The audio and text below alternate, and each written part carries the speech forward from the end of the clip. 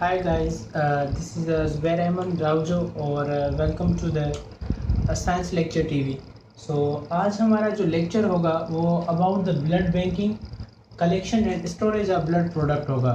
मतलब कि blood banking system है क्या, और ब्लड बैंकिंग सिस्टम शुरू कहाँ से हुआ और उसकी क्या ज़रूरत पड़ी थी, और इसके हम कलेक्शन किस तरीके से करते हैं और इसकी स्टोरेज किस तरीके से करते हैं। ये लेक्चर्स वीकली चलेगा। मतलब कि डिफरेंट सेगमेंट्स होंगे, डिफरेंट सेक्शंस होंगे। जैसे कि हम एक लेक्चर अभी देंगे तो नेक्स्ट इस तरीके से तकरीबन ये 7-8 लेक्चर्स पर मुश्तमिल एक ब्लड बैंकिंग के बारे में एक कंप्लीट वीडियो होंगी। होप कि आपको बहुत ज़्यादा पसंद आएंगी। चलिए आइए स्टार्ट करते हैं लेक्चर। वी नो दैट कि हमारे जिस्म के अंदर एक कार्डियोवेस्कुलर सिस्टम होता है। कार्डियोवेस्कुलर सिस्टम मतलब हमारी जो हार्ट है, और हार्ट के साथ और बहुत सारी वेन्स और आर्टरीज होती हैं जिनके अंदर एक कनेक्टिव टिश्यू फ्लूइड मूव करता रहता है। वो जो कनेक्टिव टिश्यू फ्लूइड होता है वो हमारी बॉडी के अंदर पूरे जिस्म में न्यूट्रिएंट्स, ऑक्सीजन गैसेस की ट्रांसपोर्ट वगैरह करवाता है, जिसे हम ब्लड कहते हैं। तो अब ब्लड क्या है? ब्लड तो जनरली हमने जान लिया कि ये कनेक्टिव टिश्यू है, बट ब्लड बैंकिंग क्या है? असल में ये सर हार्वे ने ब्लड सर्कुलेशन के बारे में फर्स्ट टाइम 1616 में बताया। देन क्या हुआ था, उस वक्त तक अभी भी ब्लड बैंकिंग का कोई रुझान नहीं था। मतलब कि 1616 से लेकर आगे चलकर 19वीं सदी तक, देन फिर 20वीं सदी तक जो है ब्लड का इंसान के अंदर कोई भी गुमान इतना नहीं था। मतलब जस्ट थ्योरेटिकल बातें थी, मगर कोई ऐसी बात नहीं है कि कोई प्रैक्टिकली काम किया हो ब्लड को स्टोर करने का या फिर ब्लड को ट्रांसफ्यूज करने का। हुआ ऐसे कि फिर जो है वार्स की शुरुआत होती है। जैसे मतलब कि बहुत सारी कंट्रीज़ जो हैं वो आपस में जंग करने लगती हैं, और जंग में बहुत सारे लोग ज़ख्मी हो जाते हैं। जैसे आप सब जानते हैं कि वर्ल्ड वार और वर्ल्ड वार 2 जो हैं, ये सबसे ज़्यादा जो है मतलब कि अहमियत रखने वाली एक जंगें थी, जिनके अंदर हज़ारों लाखों करोड़ों लोगों की जान चली गई। तो उसके अंदर जो उस वक्त के डॉक्टर्स थे जो इमरजेंसी में काम कर रहे थे, तो उनको ब्लड की ज़रूरत हो रही थी, क्योंकि बहुत ज़्यादा जो सोल्जर्स थे वो ज़ख्मी होकर आ रहे थे। तो उन ज़ख्मियों को ब्लड ट्रांसफ्यूज करना था। तो उस वक्त मतलब इतना शऊर नहीं था इसके बारे में कि किस तरीके से ब्लड को स्टोर किया जाए, फिर किस तरीके से ब्लड की बैंकिंग की जाए, और किस तरीके से मतलब कि उन लोगों तक वो ब्लड सप्लाई किया जाए। मतलब ये बहुत बड़ा इशू था कि एक मतलब रीजंस क्या थे। एक तो वो मतलब कि बॉर्डर्स के एरिया थे, या फिर ऐसे एरिया थे जहाँ पर हम कोई भी इमरजेंसी में ब्लड को नहीं दे पा रहे थे। तो मतलब कि वहाँ पर जो उस वक्त के लोग थे, उस वक्त के जो साइंटिस्ट थे, कि उनके दिमाग में फिर एक प्रोसीजर आया जिससे आगे चलकर नाम ब्लड बैंकिंग दिया गया। Bank word, we know that the bank word का मतलब ये स्टोर करना, ठीक है। ये हमें नीड पड़ी थी। उसके बाद जो है इसके अंदर ज़बरदस्त जो एक तब्दीली लेने आने वाले जो साइंटिस्ट थे वो सर लैंडस्टियर थे, जिन्होंने 1901 के अंदर मतलब कि ब्लड ग्रुपिंग, क्योंकि ये सब तब पॉसिबल हुआ जब मतलब कि हमने ब्लड ग्रुपिंग को डिटेल में जानना शुरू कर दिया। कि बिकॉज जब हम 1900 से पहले वाले मतलब 1800 के दौर में थे, we know that the what are the blood groups. जब हम 1900 की दुनिया में आए, मतलब 20वीं सेंचुरी के अंदर आए, तो हमें पता चला कि हाँ भाई एक ब्लड ग्रुपिंग सिस्टम भी है। ब्लड ग्रुपिंग जो मेरे पिछले वीडियोस के अंदर मैंने आपको डिटेल में लेक्चर दे दिया था। तो देन उसके बाद जो है फर्स्ट ये टेस्ट एनिमल्स पे होने लगे, और फर्स्ट टाइम जो कंप्लीट एक एक्यूरेट जो ब्लड ट्रांसफ्यूजन हुई थी वो इन 1967 में हुई थी। मतलब सही से एक्यूरेट, बिल्कुल एक मतलब कि सही ब्लड ग्रुपिंग से एक मतलब कि एक जेनेटिकल लेवल एंटीबॉडीज और एंटीजन की मतलब कि डिटेल तक जो है फर्स्ट इन 1967 में हुई थी। देन अब देखें आज का जो टॉपिक है blood banking and collection and storage of the blood product. अब यहाँ पर क्या हो रहा है, कलेक्शन है। कि ब्लड कलेक्शन कैसे होनी चाहिए।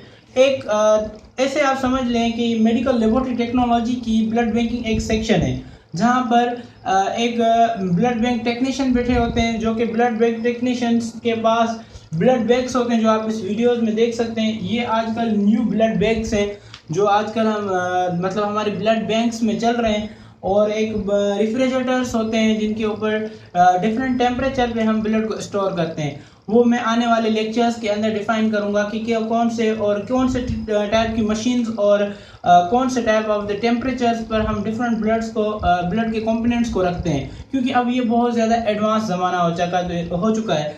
तो अब ये तो मेरा फर्स्ट लेक्चर है इस पर ब्लड बैंकिंग पर, तो इसी वजह से मैं हिस्ट्री और जस्ट इसका कॉन्सेप्ट बताऊंगा कि ये ब्लड बैंकिंग है क्या चीज़। तो the early days, the blood transfusion therapy, blood collection, glass vacuum and convert into the plastic bags because of the anticoagulant। अच्छा, मैं आपको बताता चलूँ, मैंने कुछ देर पहले डिस्कस किया अबाउट द वर्ल्ड वार। किस चीज़ के बारे में? वर्ल्ड वार के बारे में। World war 1 and world war 2। अब इसके अंदर जब फर्स्ट टाइम लोगों को ब्लड की बहुत ज़्यादा ज़रूरत हो रही थी, तो वहाँ पर जो मतलब ब्लड के जो बैग्स यूज़ किए गए थे वो असल में ग्लासेस के थे, वो ग्लासेस के यूज़ हुए थे। अच्छा, उसके बाद आजकल आप न्यू देख सकते हैं, न्यू ब्लड बैंक बिल्कुल हाईली डिज़ाइन ब्लड बैंक्स हैं, जो होप के मैं इंशाल्लाह आने वाली जब हम उस ब्लड बैंक्स की टेक्निक्स को और मज़ीद ज़्यादा पढ़ेंगे उन मशीन्स के अंदर डिफाइन करूँगा। The isolation and preservation of the cells such way that they remain the functional after the transfusion involve the three distinct inherited।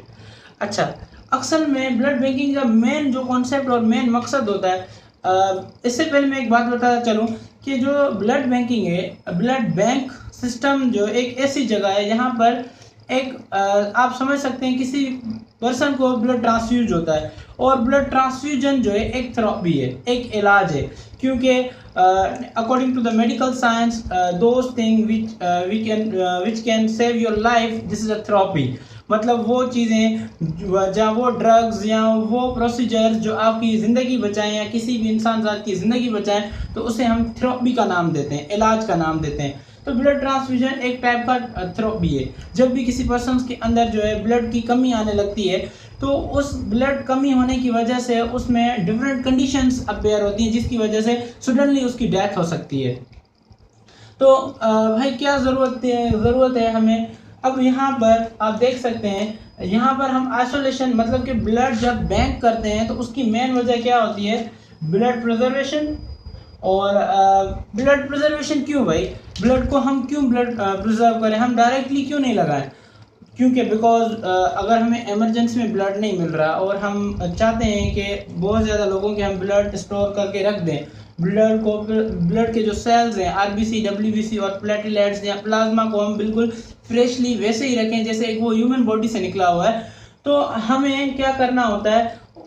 हमें सिर्फ ब्लड स्टोर करना मकसद नहीं होता, बट ब्लड जो सेल्स हैं, जो आरबीसीज हैं उसके अंदर, या फिर डब्ल्यूबीसीज हैं या प्लेटलेट्स हैं, या उसके अंदर प्लाज्मा है, प्लाज्मा के अंदर जितने भी न्यूट्रिएंट्स हैं उनको हमें मतलब कि एक फंक्शनल भी रखना होता है और वैल्यूएबल भी रखना होता है। जैसे कि वो अगर किसी भी पेशेंट के अंदर जा रहा है और पेशेंट के अंदर जाकर जो है वो कम्प्लीटली सही तरीके से फंक्शनाइज हो, क्योंकि अगर ये सही तरीके से फंक्शनाइज नहीं होगा तो कोई मकसद ही नहीं होता हमारे जो है ब्लड बैंकिंग का। सो हम तीन जो है यहाँ पर चीज़ें देखते हैं, तीन प्रॉब्लम्स को हमें जो है फेस करना होता है जब भी हम कोई मतलब ब्लड को स्टोर करते हैं। मतलब कि ये तीन चीज़ें हमें बचानी होती हैं। Number 1, anticoagulants. मतलब कि पहली चीज़, जब आप ब्लड स्टोर करते हो, ब्लड आप किसी भी मतलब के स्पेसिमेन से या किसी भी पर्सन से आप ब्लड कलेक्ट करते हो, तो कलेक्शन के वक्त फर्स्ट टाइम आपके जो ब्लड बैंक के अंदर जो है पहली जो चीज़ होनी चाहिए वो एंटीकोगुलेंट होना चाहिए। एंटीकोगुलेंट होगा, आपकी ब्लड जो है कोगुलेंट होने से बच जाएगी, क्लॉट होने से बच जाएगी, जिसकी वजह से आप उसे ज़्यादा देर तक रख सकते हैं। मतलब जितना आपका अच्छा एंटीकोगुलेंट होगा, आप उतना अच्छा जो है अपनी ब्लड को ज़्यादा देर तक स्टोर कर सकते हैं। नंबर 1 जो दूसरा जो हमारा मकसद होता है ब्लड को स्टोर करने का, वो है preservation of the cell viability. मतलब कि जो सेल का अमल दरामद है, मतलब जो वो काम कर रहा है, उसको हमें जो है बरकरार रखना है। ऐसा ना हो कि हम किसी पेशेंट किसी भी पर्सन का ब्लड हम ट्रांसफ्यूज कर रहे हैं बट उसकी ब्लड तो किसी काम का ही नहीं है, बिकॉज इज ऑलरेडी डिस्ट्रॉयड, इसके जो सेल्स हैं वो डिस्ट्रॉयड हो चुके हैं। ठीक है, so then the preservation of the cell function. उसके बाद हमें ये भी ध्यान देना होता है कि जो हम प्रिजर्वेशन कर रहे हैं उसके अंदर जो सेल्स की क्या कहते हैं फंक्शंस हैं वो भी क्या हो, नॉर्मल हो। सो होप के आपको ये सारी चीज़ें समझ आई होंगी। चलें नेक्स्ट लेक्चर आगे बढ़ाते हैं।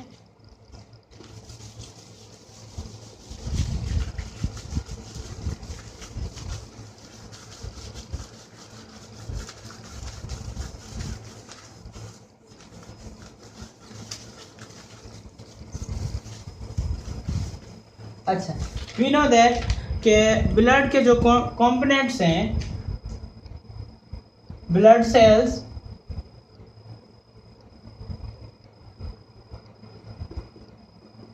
अगर हम ब्लड सेल्स की कंपोजिशन देखें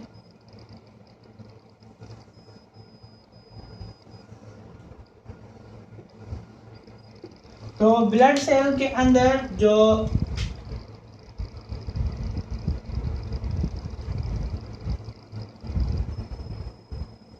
आरबीसी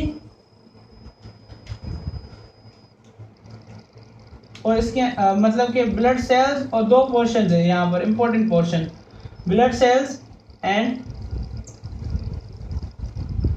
ब्लड प्लाज्मा। अब जो ब्लड प्लाज्मा है उसे छोड़कर जो ब्लड सेल्स की तरफ हम आए तो ब्लड सेल के अंदर वी नो दैट इसके अंदर 3 टाइप्स के सेल्स हैं, आरबीसी, WBCs,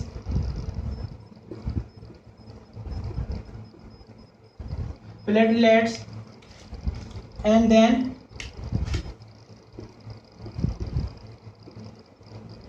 प्लाज्मा।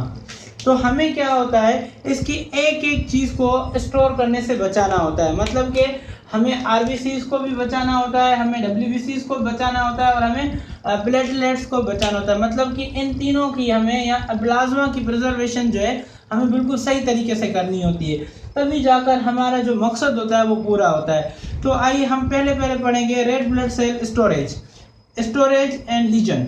ठीक है, मतलब कि रेड ब्लड सेल्स का स्टोर करना और उसे किसी भी घाव से या फिर किसी भी डैमेज होने से बचाना।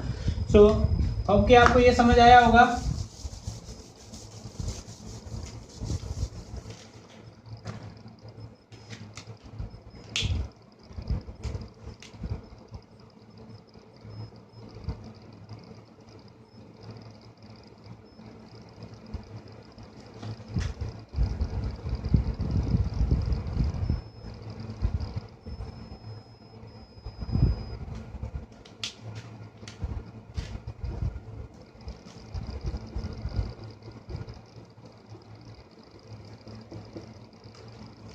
लोग अच्छा, यहाँ पर हम जब किसी भी ब्लड को इस टॉपिक को समझने से पहले मतलब कि आरबीसीज को स्टोरेज करना और उसे किसी भी डैमेज होने से या घाव से बचाना होता है।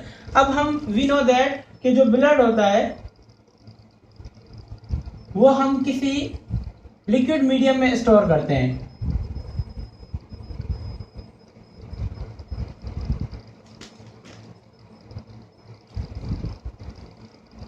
ओके, हम किसी लिक्विड मीडियम में इसका स्टोर करते हैं। देन अब क्या होता है, लिक्विड मीडियम स्टोर करने का जो मेन मकसद होता है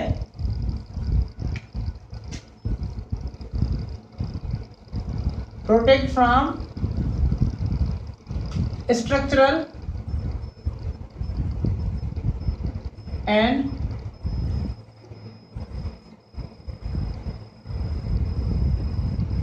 बायोकेमिकल चेंजेस in RBCs। अब ये जो पूरा प्रोसीजर है ये क्या कहलाता है, लीजन कहलाता है, स्टोरेज लीजन।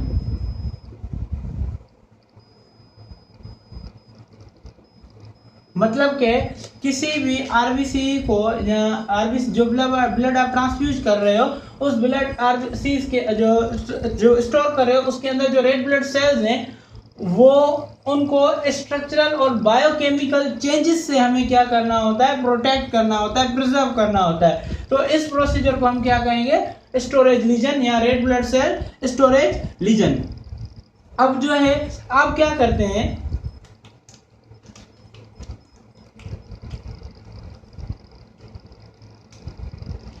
ये प्रोसीजर करने से आप क्या करते हैं, जो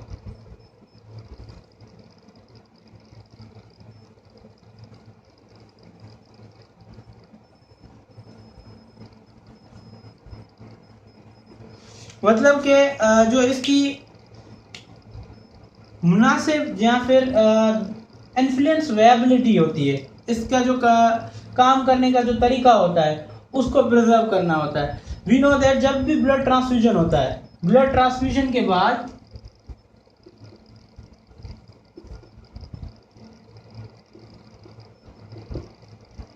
हमारे पास तकरीबन 24 हॉर्स होते हैं। 24 हॉर्स के अंदर हमें पता चलता है कि हमारे जो ब्लड है वो कितना उसकी कितनी वेबिलिटी है कि नहीं, मतलब कि वो कितना कारआमद है कि नहीं, हमारी बॉडी के अंदर वो कितना काम कर सकता है। अच्छा, याद रहे तकरीबन हमारी बॉडी के अंदर 70% आरबीसीज को काम करना चाहिए। मतलब कि अगर 70% blood transfusion, after the blood transfusion अगर हमारे आरबीसीज 70% काम कर रहे हैं, it means it's a good, ये मतलब ब्लड ट्रांसफ्यूजन के लायक है। अगर ट्रांसफ्यूजन के बाद भी अगर ये नहीं कर रहे, मतलब 70% नहीं कर रहे, इट मीन्स के फिर क्या होगा, और कुछ नहीं, आपकी बॉडी के अंदर, जो पेशेंट की बॉडी के अंदर बिलिरुबिन इंक्रीज होना शुरू होगा।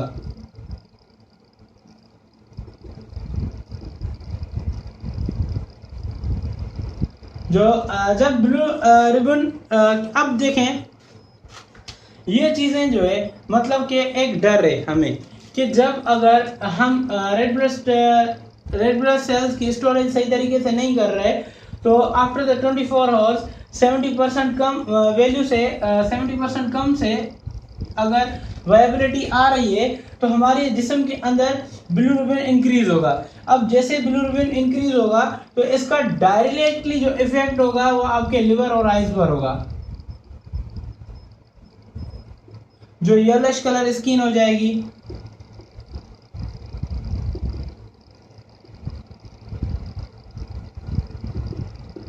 ठीक है, तो मतलब एक गलती की वजह से आप किसी के अंदर इतनी बड़ी प्रॉब्लम जो है काज कर सकते हैं, या किसी को ज़्यादा, किसी पेशेंट को और मज़ीद प्रॉब्लम में डाल सकते हैं। किस तरीके से इससे हमें बचाया जाए, मतलब कि बच जाना चाहिए कि जैसे मतलब कि हम जो है सही से तरीके से वायबिलिटी जो है इसकी कर सकें, मतलब कि इस आरबीसीज की वायबिलिटी को और ज़्यादा बढ़ा सकें। तो it's answer is that you should use the best anticoagulants. मतलब कि आप अगर चाहते हो कि आपके 20 हॉर्स के अंदर आपकी जो आरबीसीज हैं, 24 हॉर्स के अंदर आपके आरबीसीज 70% काम करें, तो आपको क्या करना होगा, उसके लिए या इसके इन्फ्लुएंस वायबिलिटी के लिए आपको एंटीकोगुलेंट्स यूज करने होंगे। आपको बेस्ट एंटीकोगुलेंट्स जो आप अपनी बैग्स के अंदर मतलब के रखोगे, जिसकी वजह से आपकी 3 चीज़ें इंप्रूव रहेंगी। एक तो एक अच्छा एंटीकोगुलेंट होगा जिसके अंदर आपकी जो preservation of the function of the cell है आरबीसीज के वो मेंटेन रहेंगे, और दूसरी बात जो मतलब उसकी जो वेबिलिटी है वो भी जो है बिल्कुल सही तरीके से आप कर सकते हैं। मतलब कि ये कंप्लीट सेक्शन था red blood cell storage lesion का, जिसके अंदर आप ये देख सकते हैं कि किस तरीके से हमारी एक गलती की वजह से यहाँ सही से सेल को स्टोर आरबीसी को स्टोर ना करने की वजह से जब उनके अंदर मतलब डैमेज केमिकली और स्ट्रक्चरली डैमेज होगा, उस डैमेज की वजह से आपके पर्सन के अंदर जो 70% से आरबीसीज कम करने लगे, उसकी वायबिलिटी जो है 70% से कम हो जाएगी, जिसकी वजह से उसकी बॉडी के अंदर बिलीरुबिन इंक्रीज हो जाएगा। और बिलीरुबिन इंक्रीज होने की वजह से अगर वो पेशेंट अगर क्रिटिकल कंडीशन में नहीं है तो वो सर्वाइव कर सकता है, but in due to the some another disease condition और किसी मतलब कि डिजीज कंडीशन के अंदर वो सर्वाइव करेगा।